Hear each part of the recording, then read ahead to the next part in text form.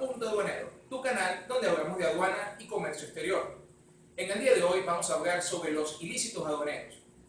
Quiero que sepas que hay un ilícito aduanero de naturaleza administrativa y hay un ilícito aduanero de naturaleza penal, es decir, que hay un ilícito aduanero que es sancionado por la autoridad aduanera y que hay un ilícito aduanero sancionado por un juez de carácter penal.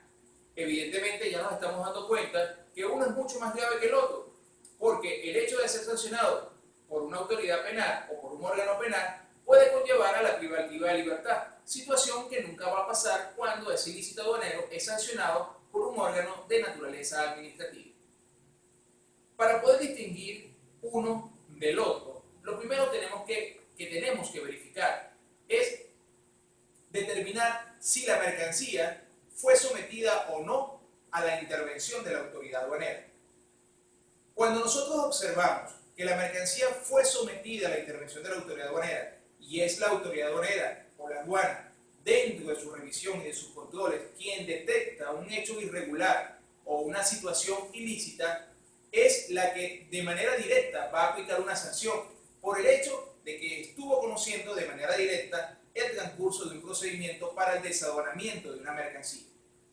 Ahora bien, cuando la mercancía no se somete bajo ningún concepto a la intervención de la autoridad aduanera, es decir, pretende su ingreso o se pretende su egreso sin que la autoridad aduanera, sin que el Estado ejerza los controles respectivos, en ese sentido estamos hablando de un ilícito aduanero denominado contrabando. Así pues, cuando yo someto mi mercancía a la intervención de la autoridad aduanera y se comete un hecho irregular,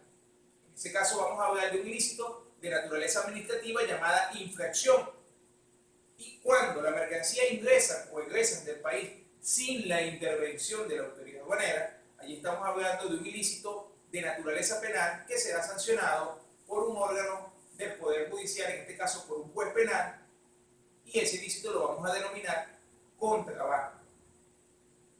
Así nos podemos dar cuenta que el contrabando es mucho más grave que la infracción, porque en la infracción el órgano administrativo siempre tiene la posibilidad de controlar, de corregir, de revisar y en su defecto sancionar de ser el caso.